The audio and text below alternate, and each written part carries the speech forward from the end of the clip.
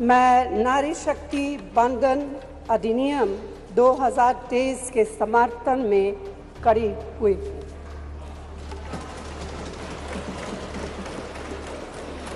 धुएं से भरी हुई रसोई से लेकर रोशनी से जगमगाती हुई स्टेडियम तक भारत की स्त्री का सफर बहुत लंबा है, लेकिन आखिरकार उसने मंजिल को छू लिया है। उसने जन्म दिया, उसने परिवार चलाया, उसने पुरुषों के बीच तेज दौड़ लगाई और असीम धीरज के साथ अक्सर खुद को हारते हुए लेकिन आखिरी बाजी में जीतते हुए देखा। भारत की स्त्री के हृदय में महासागर जैसा धीरज है। उसने खुद के साथ हुई बेईमानी की शिकायत नहीं की और सिर्फ अपने फायदे के बारे में कभी नहीं सोचा।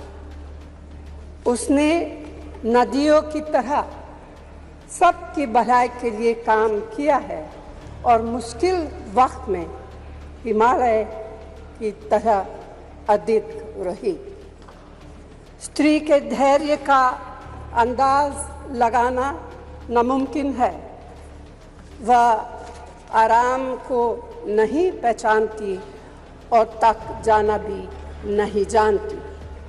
हमारे महान देश की माँ है स्त्री, लेकिन स्त्री ने हमें सिर्फ जन्म ही नहीं दिया है, अपने आंसुओं खून पसीने सींचकर हमें अपने बारे में सोचने लायक, बुद्धिमान और शक्तिशाली भी बनाया है।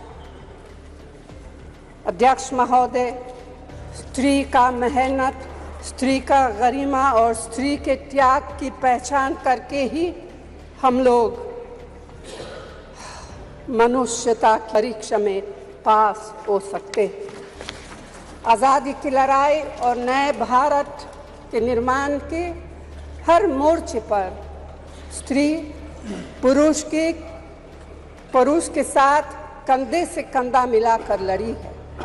वह उम्मीदों, आकांक्षाओं, तकलीफों और घर गृहस्थी के बोझ के नीचे नहीं दबी।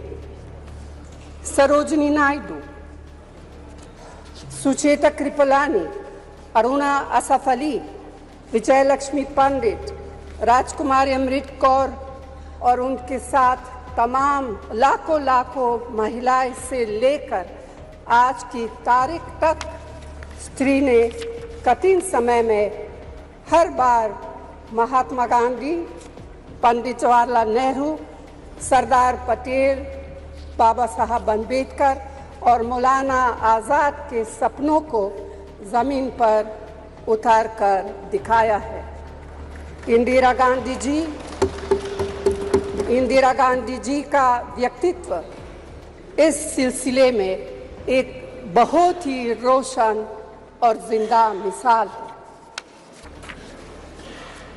अध्यक्ष महोदय, खुद मेरी जिंदगी का यह बहुत मार्मिक क्षण है। पहली दफा स्थानीय निकायों में स्त्री की भागीदारी तय करने वाला संविधान संशोधन मेरे जीवन साथी राजीव गांधी जी ही लाए थे। उन्होंने लाए थे जो राज्यसभा में 7 वोटों से गिर गया था।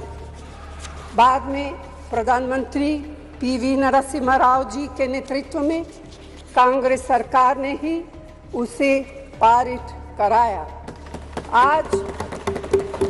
आज उसी का नतीजा है कि देश भर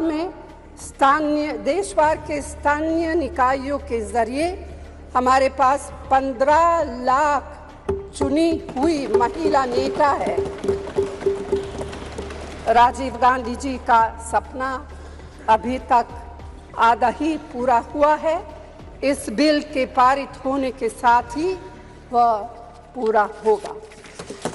अध्यक्ष महोदय, कांग्रेस पार्टी इस बिल का समर्थन करती है। हमें इस बिल के पास होने से खुशी है, मगर इसके साथ साथ एक चिंता भी है। मैं एक सवाल पूछना चाहती हूँ। पिछले 13 वर्षों से भारतीय स्त्रियां अपनी राजनीतिक जिम्मेदारी का इंतजार कर रही हैं और अब उन्हें कुछ वर्ष और इंतजार करने के लिए कहा जा रहा है। कितने वर्ष? 2 वर्ष, 4 वर्ष, 6 वर्ष, 8 वर्ष? क्या भारत की स्त्रियों के साथ बर्ताव उचित है? भारतीय राष्ट्रीय कांग्रेस की मांग है कि यह बिल फौरन अमल में लाया जाए, लेकिन इसके साथ ही कास्ट सेंसस कराकर शेड्यूल ट्राइब, ओबीसीज की महिलाओं के आरक्षण की व्यवस्था की जाए।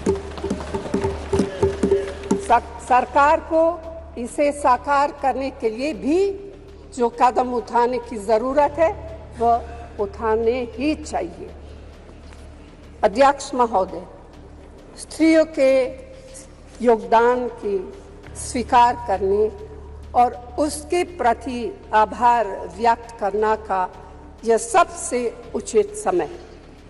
इस बिल को लागू करने में और देरी करना भारत की स्त्रियों के साथ घोर नाइंसाफी है। भारतीय राष्ट्रीय कांग्रेस की तरफ से मैं आपके द्वारा सरकार से मांग करती हूं कि नारी शक्ति बंधन अधिनियम 2023 को उसके रास्ते की सारी रुकावटों को दूर करते हुए जल्दी से जल्दी लागू किया जाए। ऐसा करना न सिर्फ जरूरी है बल्कि संभव भी है। धन्यवाद।